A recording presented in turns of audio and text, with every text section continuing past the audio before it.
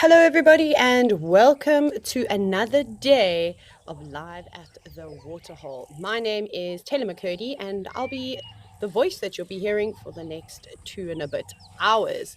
We are currently looking at an elephant at Juma Private Game Reserve, which is located in the Sabi Sand Volcano in South Africa. But as some of you may know, this is a live and interactive show. Isn't that great? Right? This is happening right now. And you can chat to me so that I don't have to do all of the talking. And there are many different ways that you can talk to me. If you are watching on YouTube, we haven't got much time that the stream will be active on YouTube, but you can comment and send your questions away like that. You can hashtag WildEarth, or you can even head over to the WildEarth website or the app. It's probably easier to watch on, especially if you're at work, and send questions through that way. But if you are just watching for the first time, let me know. It's always nice to know that we have got new viewers. But as you can see, this is a rather large waterhole. There are lots of animals that will be frequenting the water's edge today because the temperatures are exceptional. There's a group of impala on the left, and it looks like a few more elephants out and about. Oh, wow, look, there's an entire breeding herd of elephants. This is going to be a good day. That gurgling sound that you can hear, that's from an impala. And speaking of the weather, let's go see what the temperatures are across all the different locations.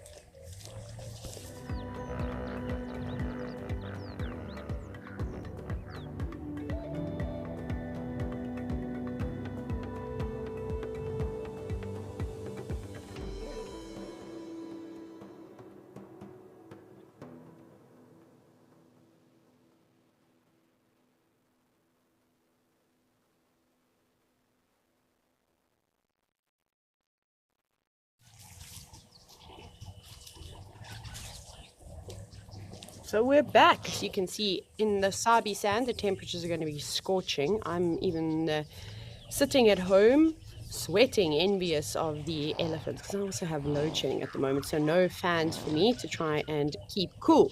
But of course, there's no fans for the animals out in the bush, and they've got to find other ways to cool themselves down. And one of the easiest ways for elephants to cool themselves is to, well, just go for a swim.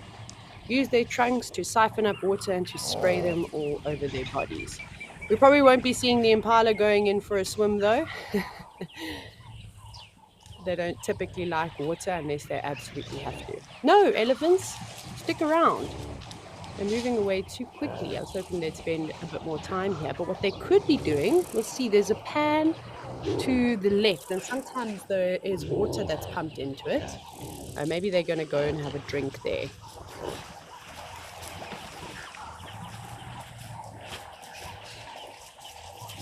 But a few individuals not ready to get out of the water just yet. What a great way to start a Tuesday, elephant pool party.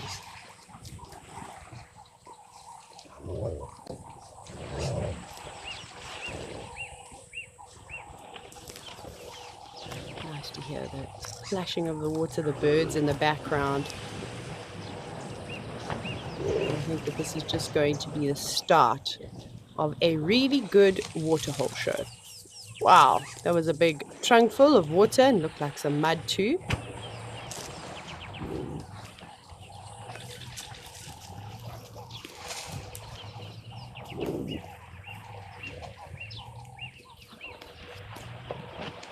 A little bit of tussling going on because it's fun to play around in the water.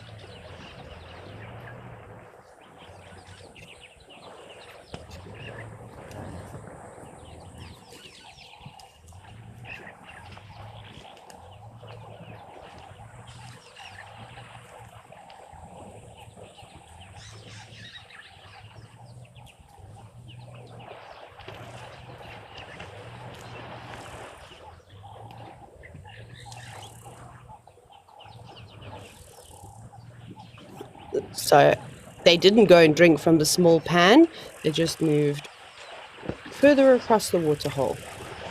It's not like they're competing for space at the moment. There's plenty of water around to accommodate all of the elephants. So that's that little concrete pan that I was telling you can see just on the left, but there's nothing there.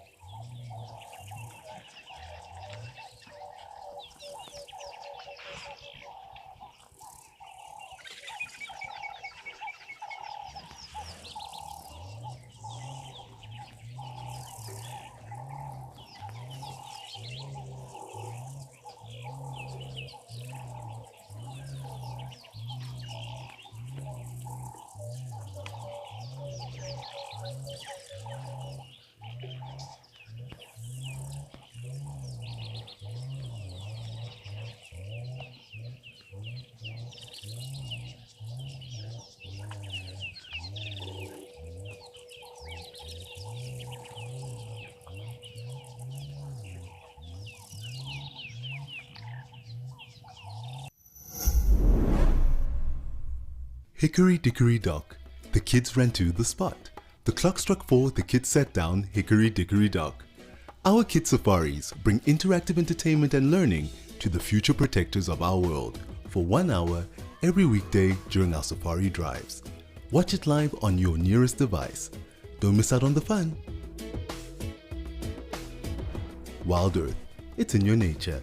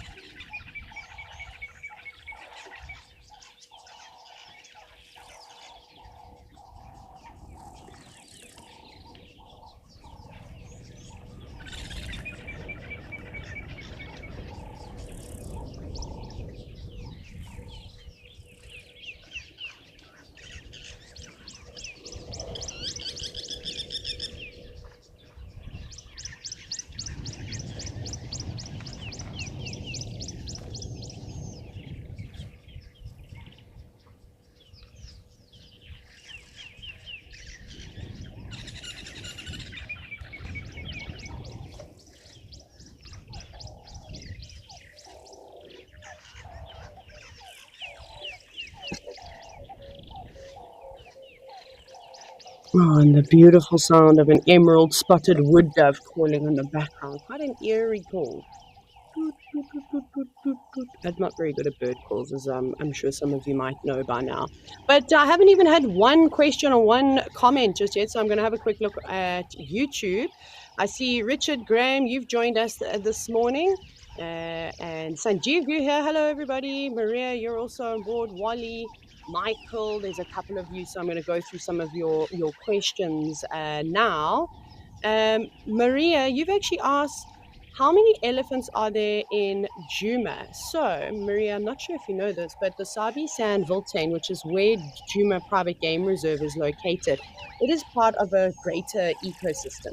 So it's part of the Greater Kruger National Park, which means that there's no fences from any of the reserves within the Sabi Sand, Beltane, and it's open all the way basically to the border of Mozambique. And even there's one confluence further up in the northern parts of Kruger where Zimbabwe and Mozambique join. So huge ecosystem where the animals can move freely. So it's difficult to say how many elephants are on Djuma at any one time, but there's over 20,000 elephants moving around in this ecosystem, which is a couple of million hectares.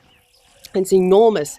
I don't think, just off the bat, we can even comprehend how big 4 million hectares is, but it's definitely larger than a couple of countries, which I think speaks volumes, right? So, there's ebbs and flows of the bush. And the elephants, they move around. They don't hold territories, especially the breeding herds tend to move around quite a bit. The bulls, as they get older, they like to prefer certain spots and might linger around in the same place. But the breeding herds will move and move. So I've spent a lot of time on Djuma. I have worked for WildEarth for a very long time. Now I'm just kind of part-time and come through when they need a little bit of help. And I can't tell you, Maria, some days I've driven round and round and round on Djuma and not found one elephant. So it's not that they weren't there. I might have just missed them. There's not very many roads on this property, and there's big gaps, big spaces between the roads, like, just all this natural vegetation. And I know it sounds ridiculous. How can an elephant hide away from being the largest land mammal? But I promise you, they do a very good job. So I hope that maybe explains it a little bit better.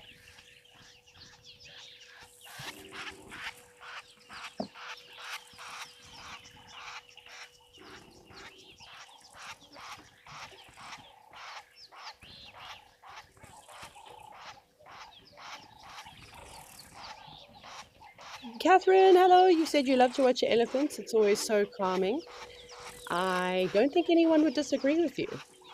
Even if you were to have a phobia of elephants, I think watching them from behind a screen, you'll still feel comfortable. Uh, it's actually surprising how many people are scared of elephants. I mean, even though they are herbivores, they're quite intimidating animals. Not that they intentionally go out to harm people, and it's great that we form this relationship with wildlife in the greater Kruger area where they've become quite relaxed around vehicles. Still, of course, completely wild, but they don't behave aggressively for the most part. They're quite cool tempered.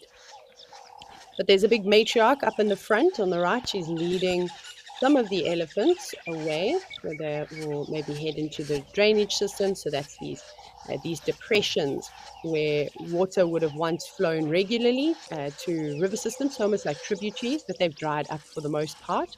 And there's a lot and lot of vegetation around there. And then again, because it's lower lying ground, it's a bit on the cooler side with, like I said, lots of tree covers typically.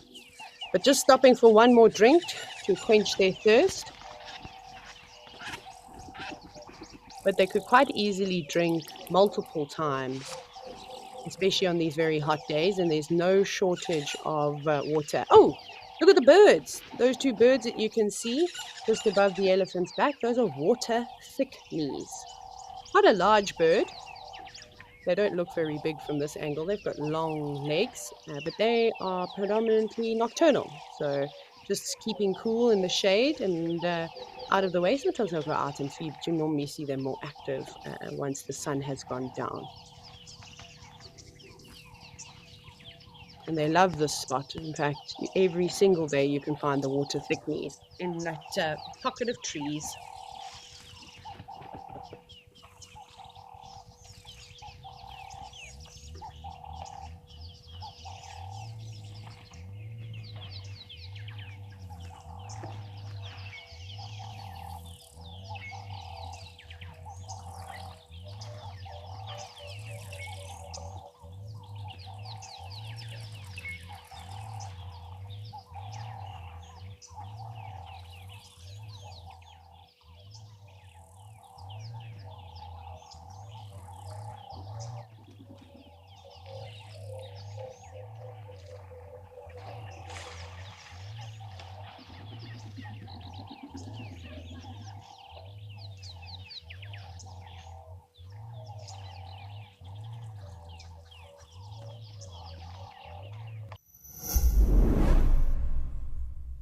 Cheetahs are one of nature's prolific gems. Jump on safari as we celebrate International Cheetah Day. Alongside an interview with the woman who established International Cheetah Day, Dr. Laurie Marker, we will search for cheetahs live across Africa and share some of our best cheetah sightings from over the years. Join us for our cheetah chase. WildEarth, keeping up with the fastest land mammal on Earth.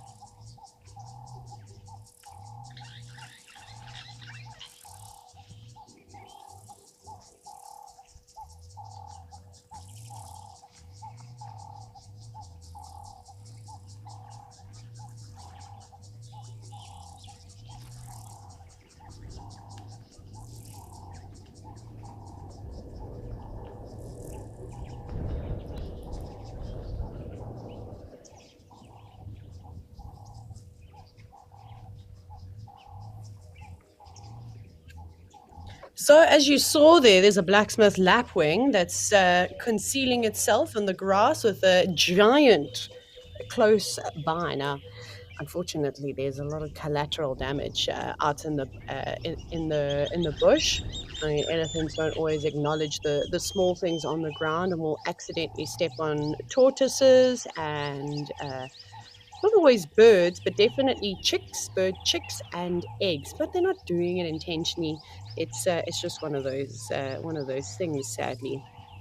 But what might happen is that bird might actually jump up and just let the elephant know that it's there, and hopefully get it to try and go around the nest. Okay, so that elephant actually shooing two doves away, kind of like, hey, get out of here.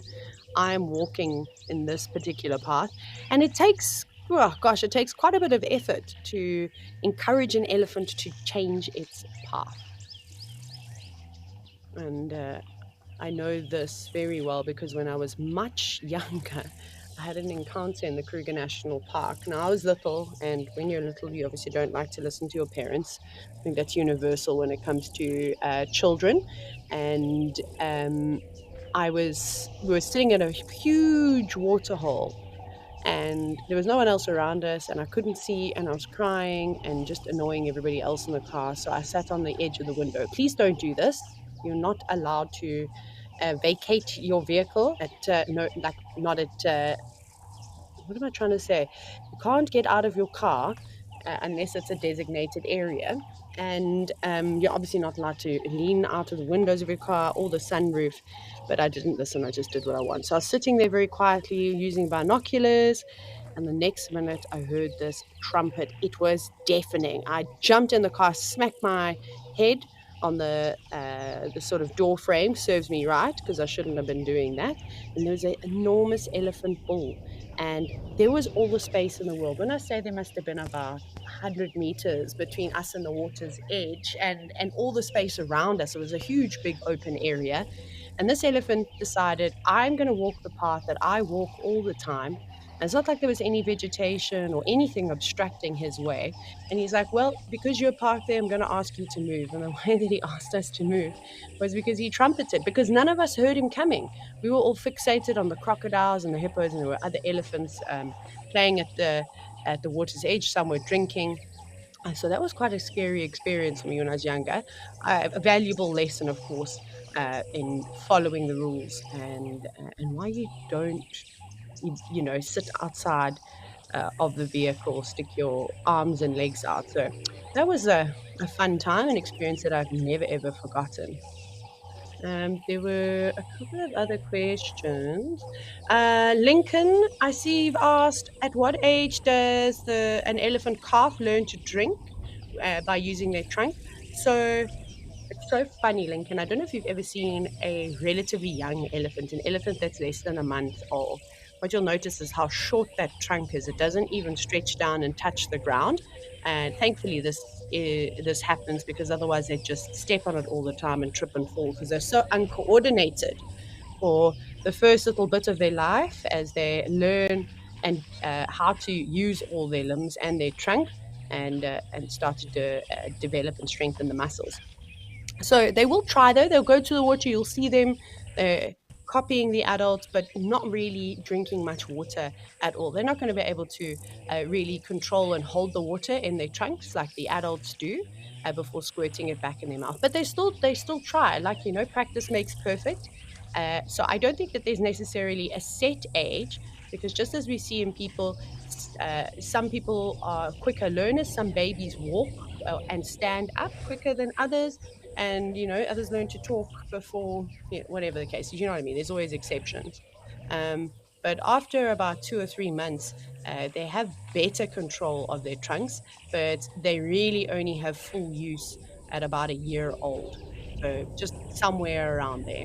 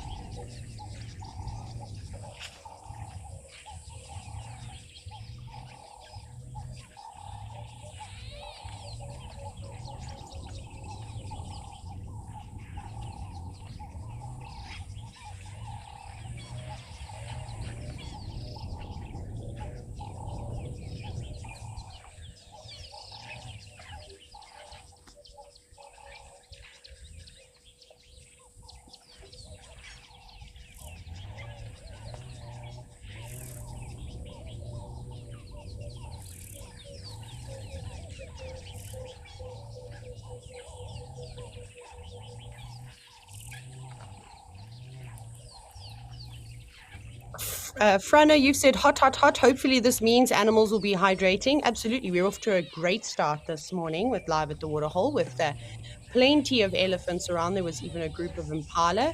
Maybe they will be back. And then, Shannon, you've said roughly how many areas still have fences. Do you believe that one day more areas will drop the fences? This is a great question, and it's quite an exciting thing to talk about. Well, at least actually, I think you'll all agree. So this Greater Kruger section. So let's include, my goodness, we can include the Sabi Sand, we can include Thorny Bush, Timbavati, Kasiri, Baluli. They are all open, and there's of course a bunch of other areas that I haven't mentioned. They're all open to the Kruger Park. But what you will find, Shannon, is that there is a fence line that's normally on the western or southern boundary of those reserves. And the reason why they have those fence lines up is to keep animals from crossing into communities and towns. Although fences don't always keep animals in or out, and if an elephant really wanted to, it could push down a fence. So there's still a lot of animals that will move freely with that fence line up. But like I said, everything to the north and to the east is pretty much open, and they're all connected to a different, at kind of different areas. But there's a great corridor from where Juma is all the way kind of to the northwest through the Manuleti, and then you get to Ngala, and which is Ngala Game Reserve, which is an Ambion property, and then you also get the open gate near Kruger, and then from there it goes into the Timbavati, and that's how they kind of all link up. But like I said, there's many different avenues. I definitely think that there are going to be more reserves that drop their fences. There are still quite a few private game reserves with closed ecosystems, so they're completely fenced. And actually, in the area where I live, Hoedspruit, there's so many of them close by, and I'm only about an hour and a half drive from Juma. Actually, I'm not very far as the crow flies at all, but as you know, we can't drive in a straight line. So there are big projects. Maybe you want to go ahead and have a read. It's a project called Kruger to Canyons, and this has been ongoing for many, many years, where their aim is to actually connect the greater Kruger to some of the reserves that cross the R40, which is a major road system, and maybe even some of the other roads, and eventually open up to the Drakensberg Mountains. That would have been something that animals or a migratory route that animals would have naturally used, especially during dry seasons in this area. At the base of the Drakensberg Mountains, it's lovely and lush with an Afromontane sort of forested area, and there's also a lot of natural water. There's plenty of waterfalls, and of course just fresh water from streams that are all coming from the Drakensberg Mountain itself. So the animals would have migrated into that area during dry season, when some of the river systems may have dried up. Otherwise they go north, they go east, or if they can even head around into other countries. But those corridors are quite small. So yes, it's too in terms of a marketing point of view. If you say your property is part of the greater Kruger, it's an open ecosystem, you're going to get a lot more people inclined to come and visit. It's a big draw having the greater Kruger associated with your property. But then there's also a lot of long-standing reserves that have been operating for many, many years, and also get plenty of clients. So it just really depends on what kind of wilderness area you want to visit, in terms of if you're choosing, going on a safari destination, or choosing a safari destination. Sorry, again, it's heat. I can't ever speak properly whenever I'm on the show. It drives me crazy. So yeah, so I hope that more and more reserves get together. But there's lots of politics that are involved, which I'm not going to go into. And or, to be honest, I only know surface level of what kind of happens. But it's not always an easy thing. I'm not sure what's here, what we're looking at the moment. I saw there was a starling at one point. You will hear my dearest dog, Tucker. Don't you dare go out the front door.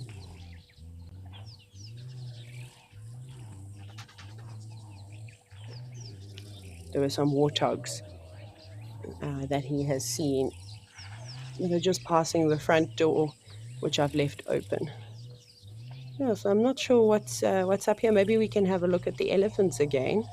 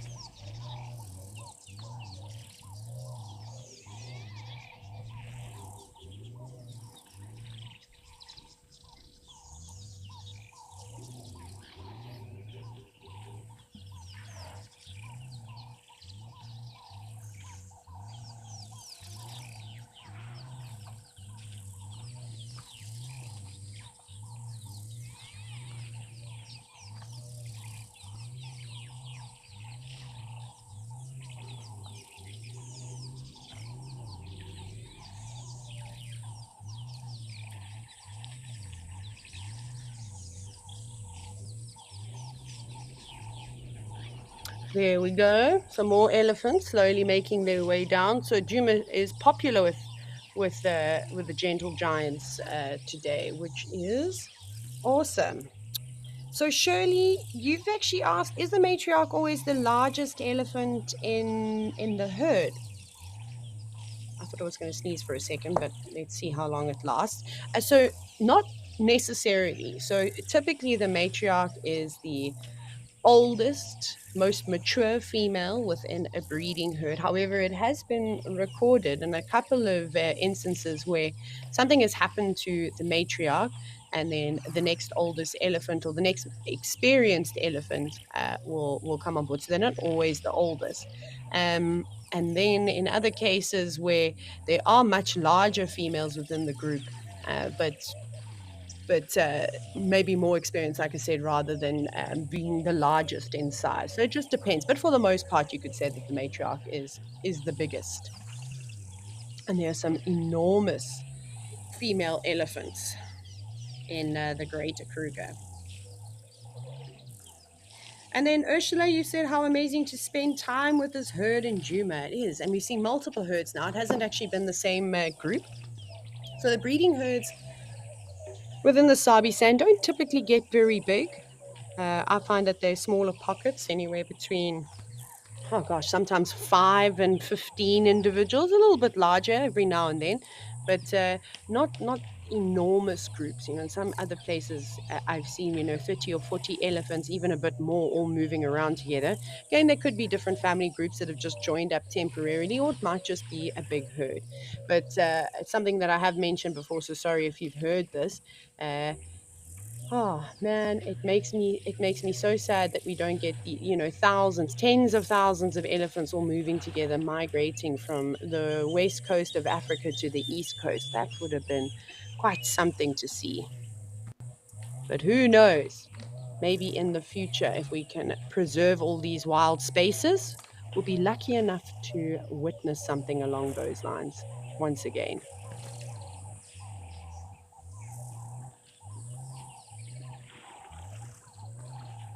Jennifer, you said you love it when the elephants have pool parties. Well, we might be seeing another one shortly, so I hope you're still watching.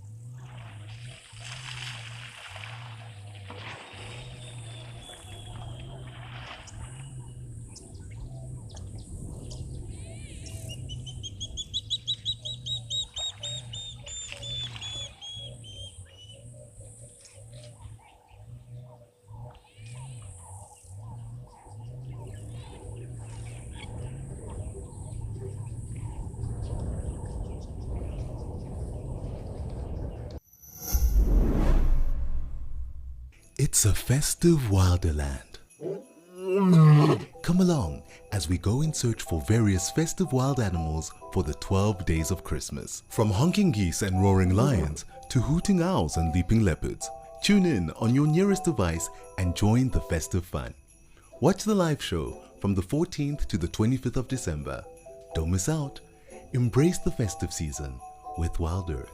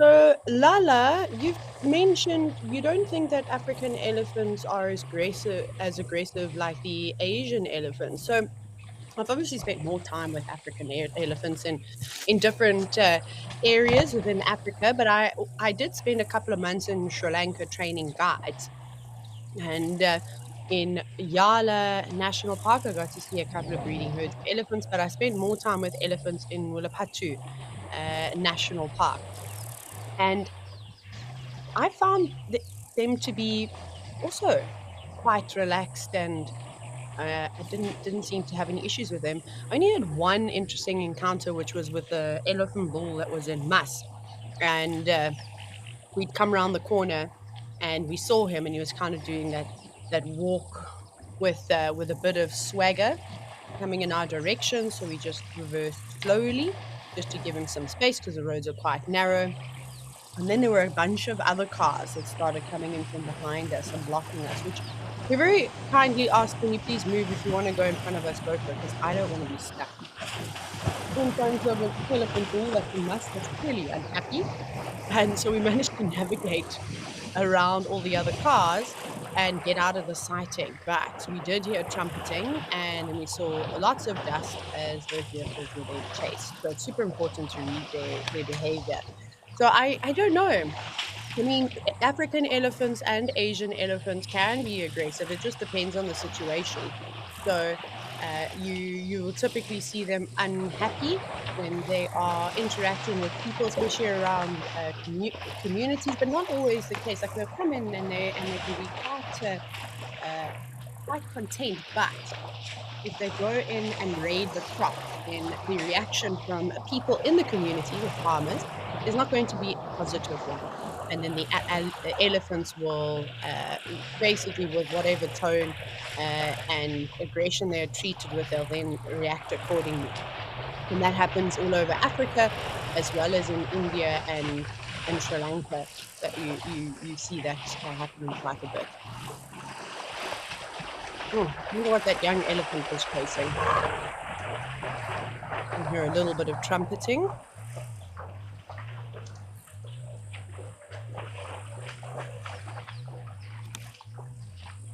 Glenda, you've asked, do any of the reserves have more than one elephant species? Uh, so, so here, or the cameras that we will be utilizing, no. However, when you head up to a reserve, well, sorry, not a reserve, a country called Central African Republic, there is a national park called Chinko, and it's still up and coming. There you can see forest and savanna elephants. So around Central Africa, I think even up into North Africa around Chad, you can see both forest and a savanna elephant. But for the most part, you're either going to find one or the other, and that's because their habitats are so different. Savanna elephants are typically larger. They are more adapted to being out in the sun, being exposed all the time, whereas forest elephants are slightly smaller and prefer the cooler. I suppose it gets quite humid in the forest, but denser vegetation and a lot more secretive.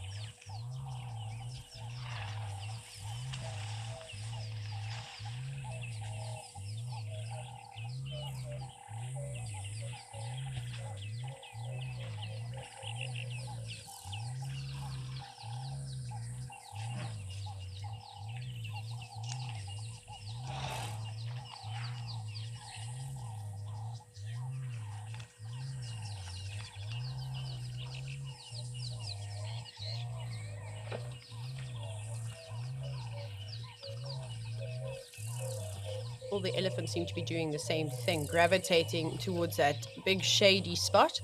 And I can't see what they're feeding on at the moment. There's lots of guarri trees there, which are not necessarily a favorite of many animals to feed on.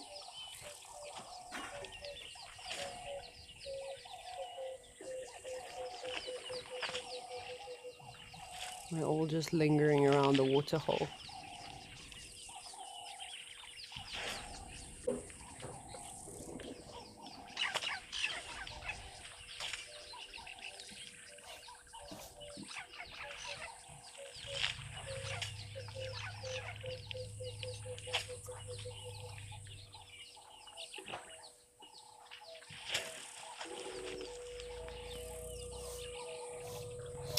Hi, Justin. You've just joined us, and it's great to hear from you. You said, "Can you tell me what I suppose what I think is the single best thing an average person can do to help with conservation these days?" So, I kind of have the same answer for this. Now, a lot of you, I'm sure, are expecting me to say something on the lines of like donate money to these big organizations, that kind of thing. But like you said, Justin, the average person doesn't have huge sums of money that could necessarily make a huge difference. Obviously, if lots and lots of different people are donating small amounts, of course they can. But the real big conservation organizations are funded by philanthropists, big companies that will donate, whether it's hundreds of thousands of dollars, every single year. So they're typically looked after. So what I say for the average person, you can start at home. Habitat loss is one of the biggest devastations that we as humans have caused to natural environments. So, if you are lucky enough and you have a little garden, maybe you could find out what some indigenous plant species are in your area and you could try and plant them. If you can't plant them in the ground, maybe you can have little flower boxes. That'll just help with bees. It could bring some bird species back. We all know how important bees, birds, and insects are. And in fact, they're often overlooked, and without them, pollination and seed dispersal would not really be happening. They are largely responsible for that. So that's something you could do. Go and clean up a beach, grab a couple of friends, and instead of just going for a sunset walk, perhaps you can take a rubbish bag of some kind with you and pick up litter, or even going around your neighborhood doing a cleanup like that, something along those lines. So it doesn't necessarily have to cost you any money for you to give back to conservation. And again, I think you should start at home. If you are able to donate in sort of a monetary value, then that is great. Like I said, there's these huge conservation organizations that do depend on donations, whether it's to be paying salaries of people that have got all the qualifications that are in the field doing research or patrolling or whatever the case may be. However, I'd also support some of the smaller organizations that are trying to do good work, but could end up closing down just because they aren't able to fund the projects that they need. So always do your research if you are going to donate money. Unfortunately, there's lots of corruption in the world. That's no secret. And people like to take advantage of people. So just make sure you do your homework. That is my advice to you. Um, and what else? What else could you possibly do? Maybe instead of donating money, you can ask organization what is a list of things they need, especially the smaller organizations. I might say to you, we need X, Y, and Z, and you could contribute to that. Um, yeah. So there's lots of different ways to do it. I mean, even just driving around, if you're in any of the national parks and you happen to see an animal, especially in Africa with a snare on it, just by reporting it to the authorities, you are helping with conservation.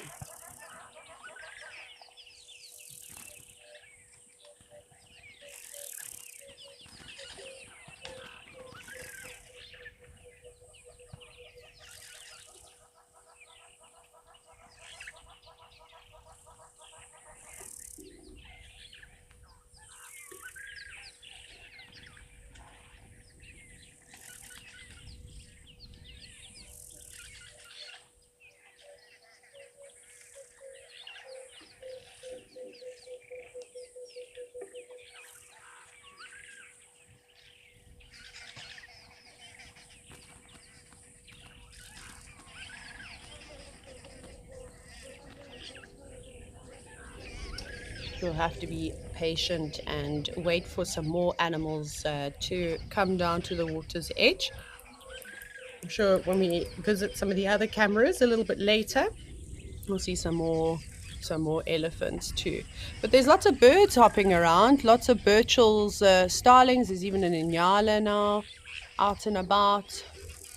Maybe, hopefully. Is that a. We'll have a look. Is it a Burchell starling? It's got quite a long tail. Or are you a go away bird? It's quite pixelated on my end. So I struggle to see the detail. So I do hop onto the YouTube stream every now and then to have a better look as to what that bird might have been.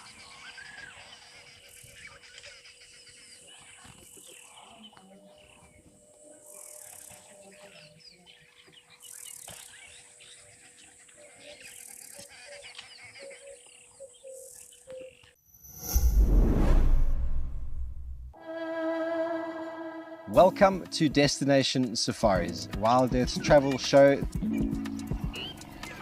Beautiful Hills Neck Safari Camp is an intimate family-run lodge nestled here on the banks of the Bushmans River. This week we'll explore this intimate camp engulfed in stunning views of Amakhala Private Game Reserve.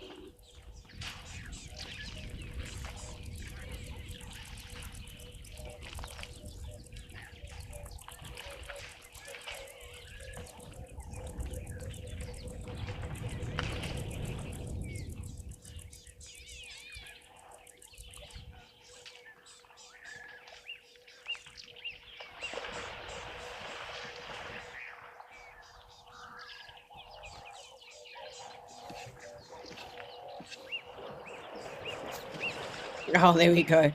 Yes, little elephant, get in there and splish and splash around. Joanna, you said, "Oh, I love an elephant swag." It's quite comical. Obviously, elephant bulls do it best, especially when they're in mass and they've just got that much more attitude. And then just going back to the topic of education and how individuals can help within conservation. Catherine, you said a big help is to also talk about people and educate, well, not talk about, talk to people and educate them about wildlife issues. Absolutely spot on. I think I agree wholeheartedly with you. And that's one of the best ways. And I also like doing that with the children, so that they can understand what issues what issues there are in the world, and maybe inspire some of them to change. Well, not to change themselves, but to help change the world and to break the mindsets of, older generations, because a lot of stories get passed down to kids, right? And sometimes they aren't always a positive when it has something to do with wildlife. It's not too, or last year, actually, almost a year ago, I met the most amazing woman. Her name is Mabel, and she is a warden in Zambia. And her story is just absolutely fantastic, how she was actually inspired, and it was because she saw an elephant being poached right in front of her as a young girl, and that just turned her outlook, and she was obviously quite distraught about seeing an elephant dying at such a young age. So anything helps. Great. If you are a teacher or anything along those lines, this is a great platform to be able to educate the kids. I know at school, when I was at school, we used to watch movies and all sorts of things every now and then, not very often, but I think that this could be a nice substitute, if it's not a history film or something along those lines, but maybe for a life science class, biology, something along those lines. Just understanding ecosystems. And of course, if you are covering a topic, for an example, you can always let us know. And us as naturalists can definitely tailor the way we interpret to your needs to help contribute towards a specific subject.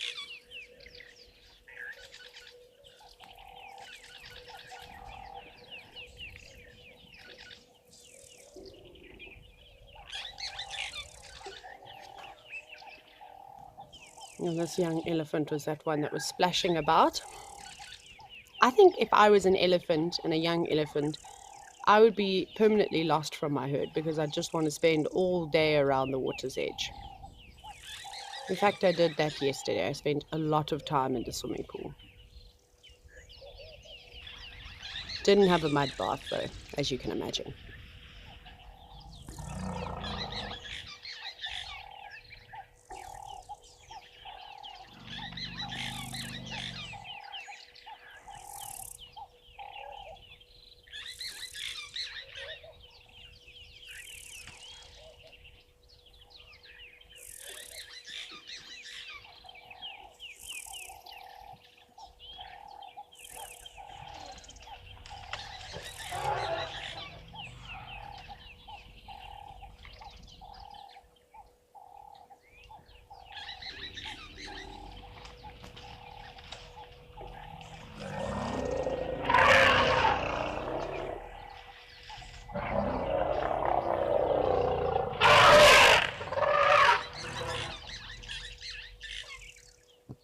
I wonder where those trumpeting and roaring noises are coming from.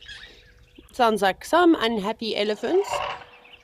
It could be a number of different reasons. I don't think it's that elephant over there, because typically when they trumpet like that, they'll also have their ears flared and maybe tails raised. It's always difficult to kind of understand where the sound is coming from on these cameras. Don't know if it was that group of elephants under the tree. They all look pretty relaxed. Maybe it was some more elephants coming down to the water, or perhaps behind the camera.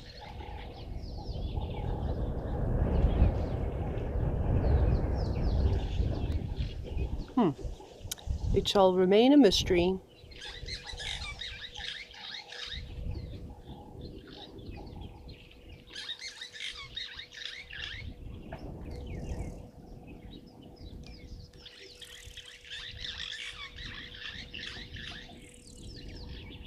Now, elephants are able to produce so many different sounds, as you've just heard now, from those roars and trumpets to the rumbling, and then of course a bunch of vocalizations that we aren't able to hear. So what happens is that air is essentially expelled from the lungs. I think that's quite universal, and then that air is passed over the vocal cords. And depending on how the elephants contract their vocal cords, it's going to vibrate in different frequencies. It also depends, do they have their mouth open? Are they producing the sound through their trunk? That will also determine what kind of sound that they make. Normally when elephants have their mouths open, you're going to get a higher pitched noise rather than some of those really deep, low frequency rumbles, which can sometimes be so soft that we aren't able to hear them.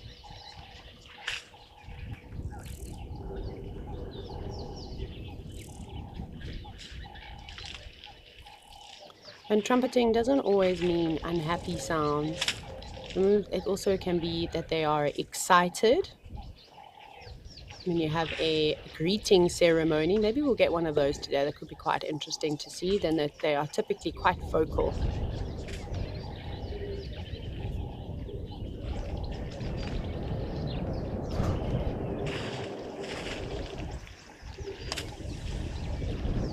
Looks like everything is kind of just moved out of the area. The wind is also picking up at Juma, and it's good to zoom into trees like those marulas. You never know if there's going to be a leopard draped over one of the branches.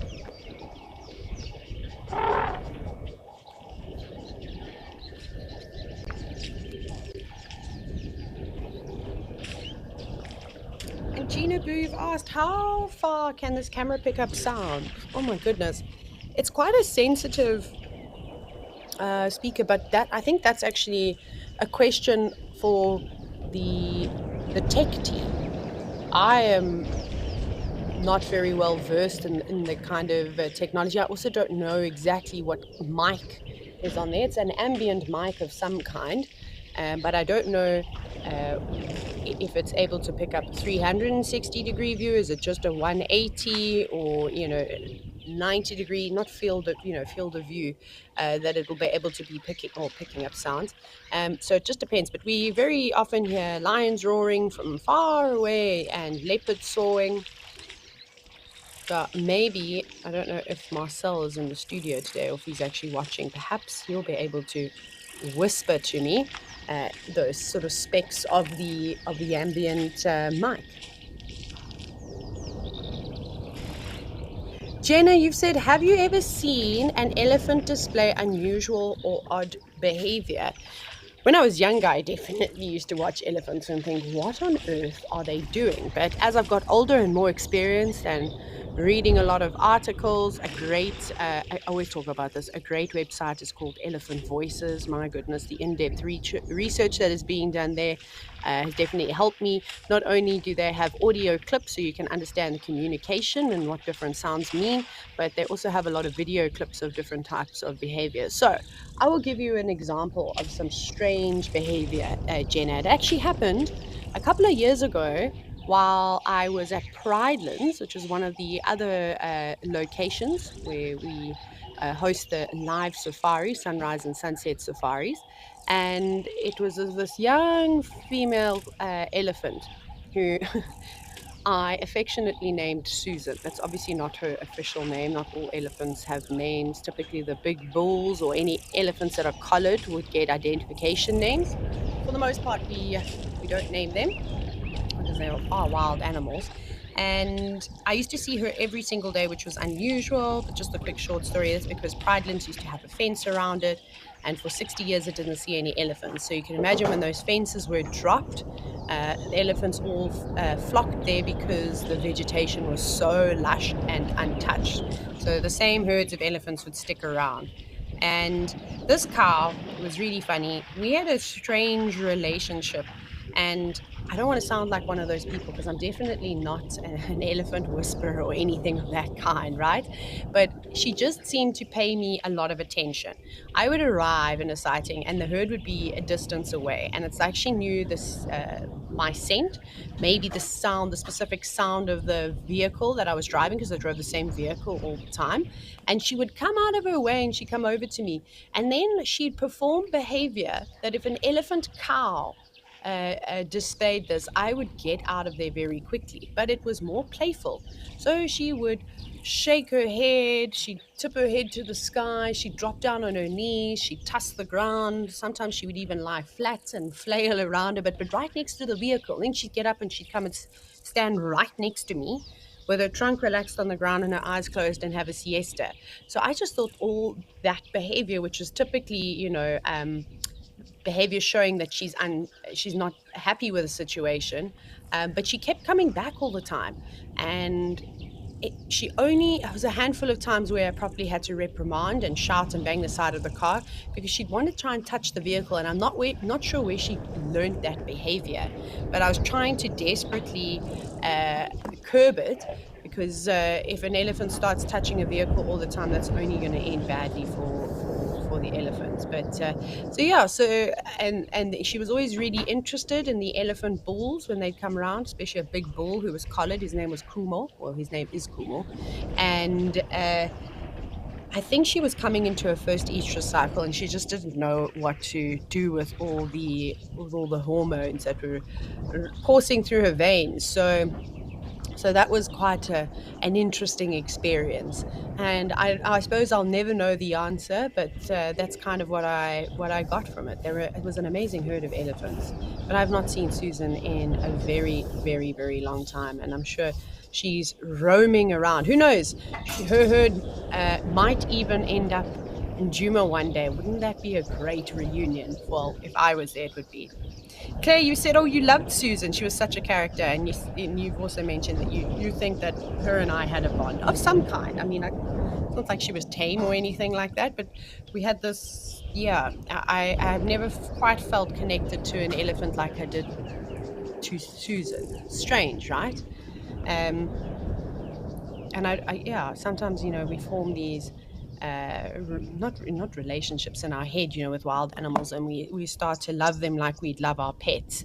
But quite often they don't even care about our existence or even know that we care about them necessarily.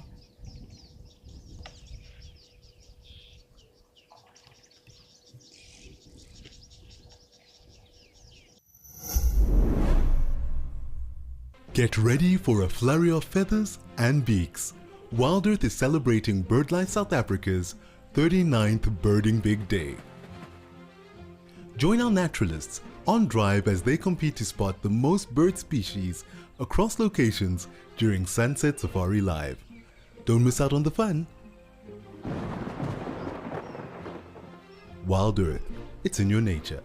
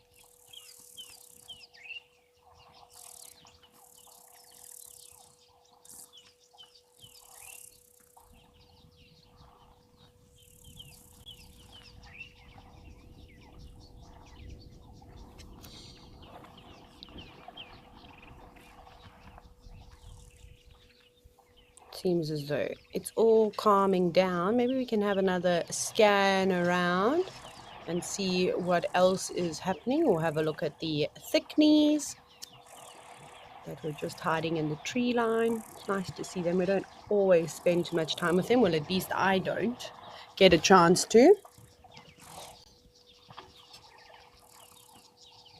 Oh no, there's more elephants swimming.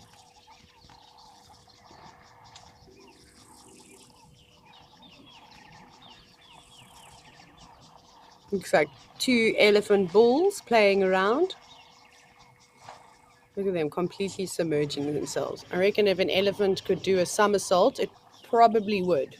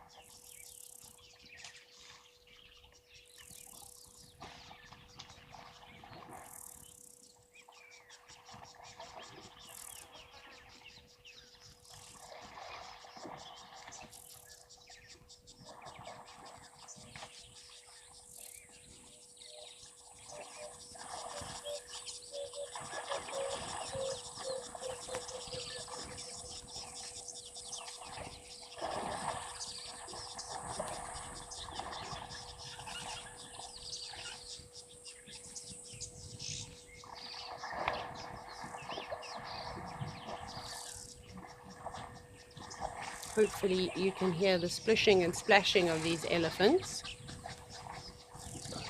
I'm unable to hear any sound at the moment, so I won't be able to point out any interesting birds either.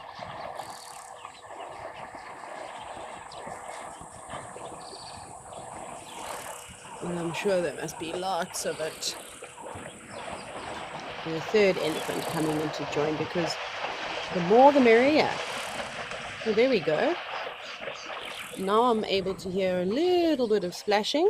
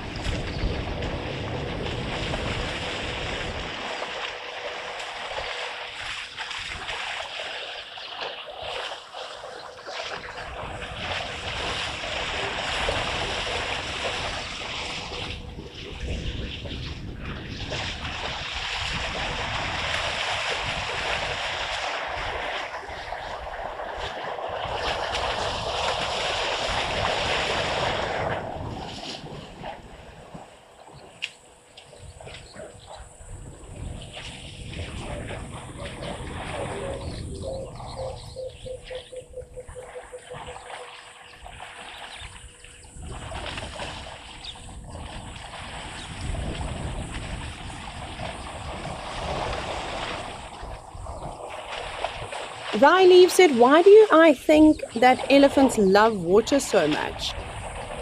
Well, it's because they aren't able to sweat, except for the sweat glands between their toes. But they need to try and cool themselves down. So water is not only important for quenching an elephant's thirst, and they need to drink hundreds of liters of water a day, especially when it's really hot like this, but they'll also use it to toss over their bodies. And like I said, help cool themselves down. And imagine when you're the size of an elephant, when you weigh a few tons, how wonderful it must be to spend some time in the water and splash around and have the weight lifted off of your feet for a bit. This water is not exceptionally deep, but elephants are really, really good swimmers. And when you go to dams or river systems where the water is quite deep, you start to see how much fun they're having. But there's some younger elephants here, So for them, it's quite deep, and now they're just having fun. They're just enjoying being cool, playing around. I think most people also enjoy spending time in water, especially on those very hot days.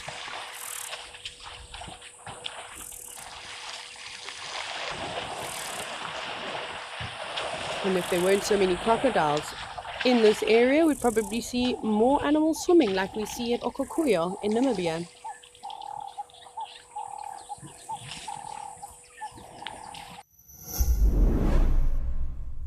Do you want to know more about the spotted cat of the festive season? Join Gabe and Cedric for a Cheetah Chase AMA this International Cheetah Day. Good afternoon, everybody. My name is Cedric Dold. Ask our expert naturalists any cheetah-related questions and learn more about the quickest predator of the safari. Yeah, it's gonna get it.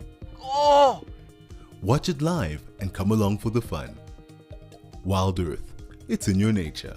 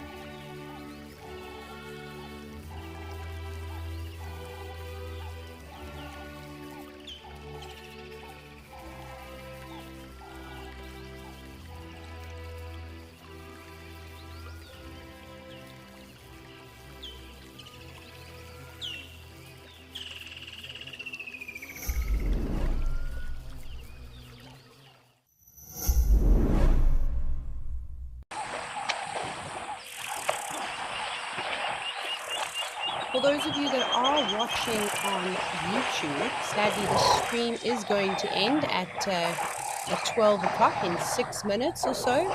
So if you would like to continue watching, you are able to. You can obviously, if you're in South Africa or any other parts of Africa, you'll be able to watch on DSTV. You can head over to the Wild Earth app or Wild Earth channel, and you can also watch via Freeview.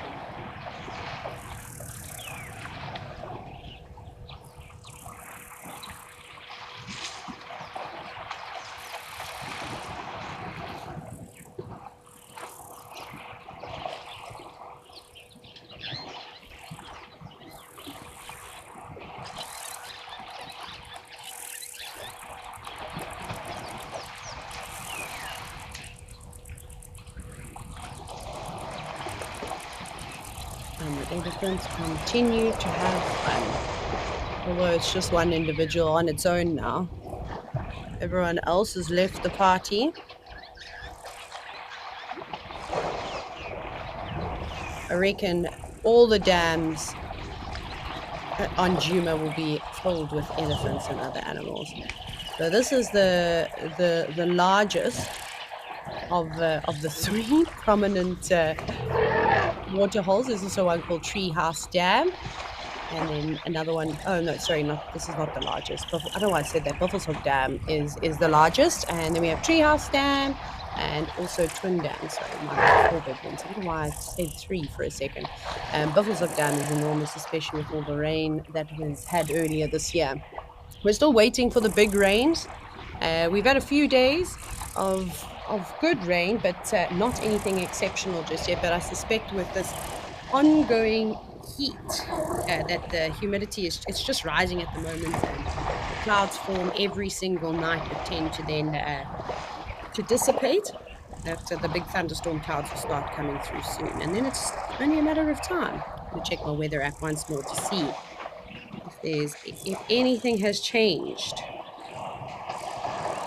Doesn't look like it though.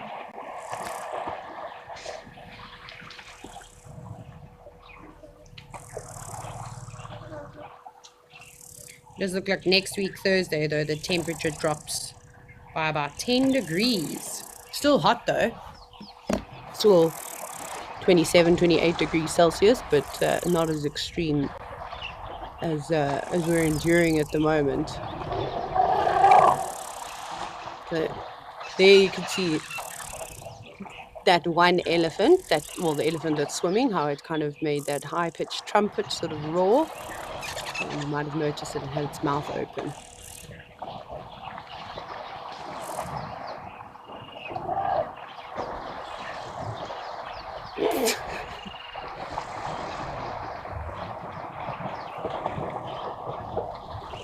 They're going to put terrapins that are just swimming around this elephant, trying to keep out of its way as it thrashes the water and kicks the ground.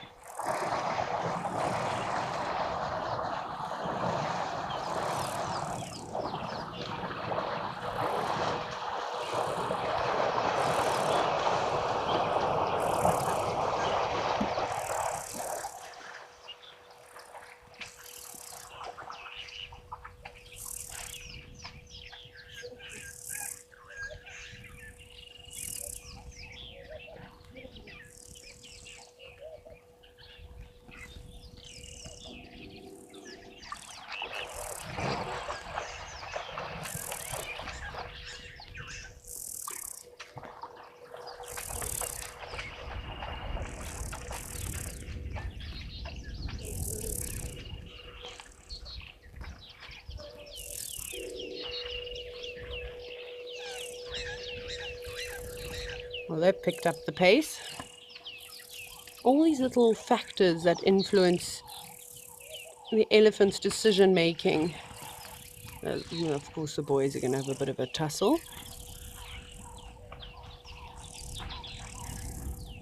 All right, we would go straight back into the water and continue the wrestling match there.